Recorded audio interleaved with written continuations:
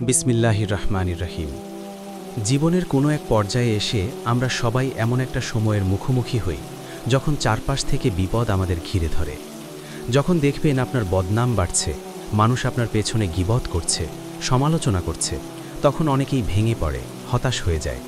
কিন্তু ঠিক এই জায়গাতেই দৃষ্টিভঙ্গি বদলানো দরকার। জীবনে যখনই দেখবেন আপনার বিরুদ্ধে বাধা বেড়ে গেছে, তখন বুঝে নেবেন খুব দ্রুত রবের তরফ থেকে সাহায্য আসতে চলেছে। মানুষ তাকেই নিচে নামানোর চেষ্টা করে যার ভেতরে উপরে ওঠার শক্তি ও সম্ভাবনা থাকে। কেউ যখন আপনাকে নিচে নামাতে চায়, এর মানে হলো আপনি আসলে অনেক উপরে ওঠার যোগ্য। আমরা ভয় পাই মানুষ কি বলবে, সমাজ কি ভাববে, অথচ পবিত্র কোরআনে আল্লাহ তাআলা বলেন তিনি যাকে চান সম্মান দান করেন এবং যাকে চান অপমানিত করেন। দুনিয়ার কোনো মানুষের এমন শক্তি নেই যে সে আপনাকে নিচে নামাতে পারবে যদি আল্লাহ আপনাকে তুলে ধরতে চান। তাই মানুষের কথা, সমালোচনা বা গীবতের দিকে মন না দিয়ে আল্লাহর উপর ভরসা রাখুন এবং ধৈর্য ধরুন। কারণ আল্লাহর পরিকল্পনা আর আমাদের পরিকল্পনা কখনো এক নয়। আমরা যা চাই অনেক সময় তা পাই না, কিন্তু আল্লাহ আমাদের যা দেন তা আমাদের চাওয়ার চেয়েও অনেক কল্যাণকর ও উত্তম হয়। অনেকে প্রশ্ন করে সবর মানে আসলে কি? সবর তো মনের ভেতরের বিষয়, তাহলে কিভাবে বুঝব যে আমি ধৈর্য ধরছি? বিষয়টা খুব সহজ। চারদিক থেকে বিপদ আসার পরও যদি আপনার মনে আল্লাহর প্রতি কোনো অভিযোগ না থাকে, যদি আপনি হতাশ হয়ে তাকদীরকে দোষ না দেন, তাহলে বুঝবেন আপনি সবর করছেন। আপনি যখন অভিযোগ করা ছেড়ে দিয়ে আল্লাহর উপর ভরসা রাখেন, তার প্রশংসায় নিজেকে ব্যস্ত রাখেন, তখনই আপনি সবরের পরীক্ষায় উত্তীর্ণ হন। আল্লাহ নিজেই ঘোষণা দিয়েছেন তিনি ধৈর্যশীলদের সঙ্গে আছেন। একবার চিন্তা করুন, যার সঙ্গে স্বয়ং সৃষ্টিকর্তা আছেন তার ভয় পাওয়ার কি আছে? সবর ও সত্যের পথে অটল থাকার সবচেয়ে বড় উদাহরণ হল কারবালার ময়দান।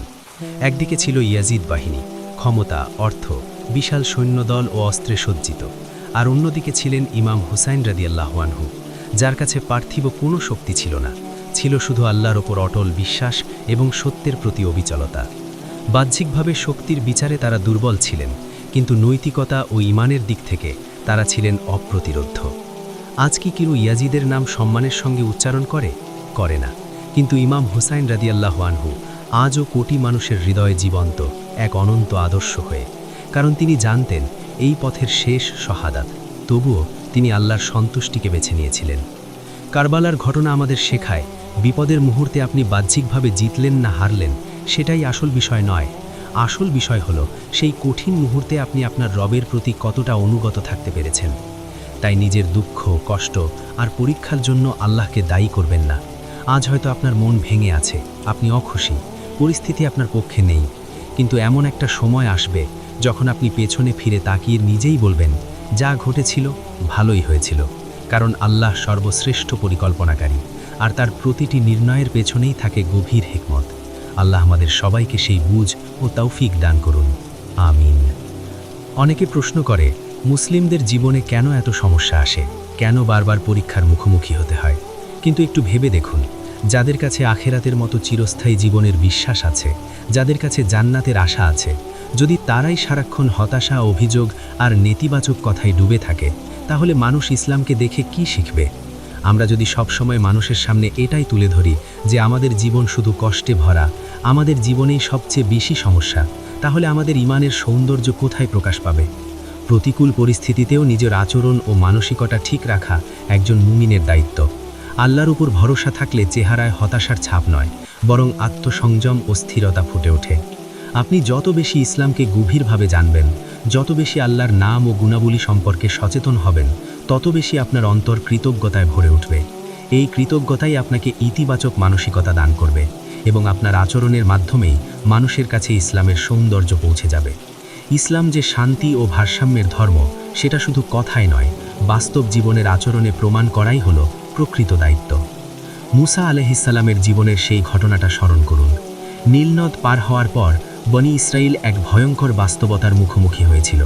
সামনে বিস্তীর্ণ মরুভূমি, মাথার উপর প্রচণ্ড রোদ, হাতে খাবার নেই, ঘরবাড়ি নেই, নিরাপত্তার কোনো নিশ্চয়তা নেই।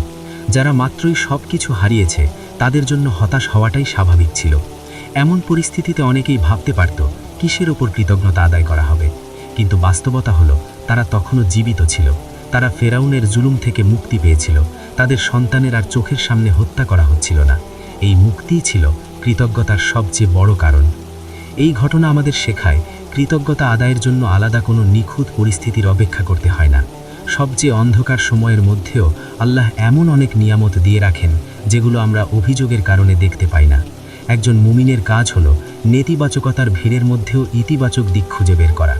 কৃতজ্ঞতা আল্লাহর কোনো প্রয়োজন পূরণ করে না, বরং এটা আমাদের নিজেদের অন্তরকে শক্ত করে, মনকে প্রশান্ত করে এবং ভবিষ্যতের জন্য সাহস যোগায়। আজ আমাদের সমাজের দিকে তাকালে দুঃখজনক একটা চিত্র দেখা যায়। মুসলিম হওয়া সত্ত্বেও আমাদের চিন্তা ভাবনা অনেক সময় হতাশা আর অভিযোগে ভরে থাকে।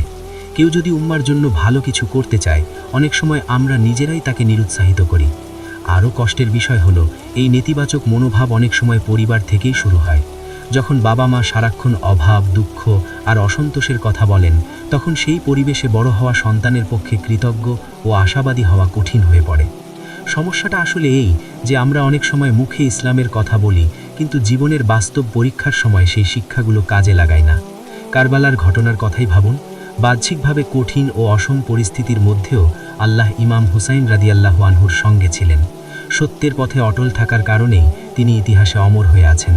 এই ঘটনা আমাদের শেখায় আল্লাহর সন্তুষ্টি বাহ্যিক সাফল্যের সঙ্গে সবসময় মিলে যায় না, কিন্তু আখিরাতের সফলতা সেখানেই নিহিত থাকে।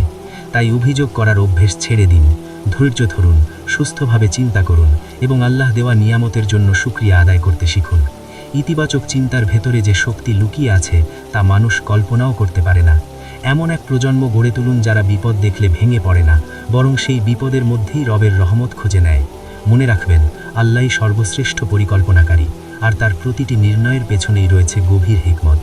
আল্লাহ আমাদের সবাইকে সেই বুঝ ও তৌফিক দান করুন। আমিন।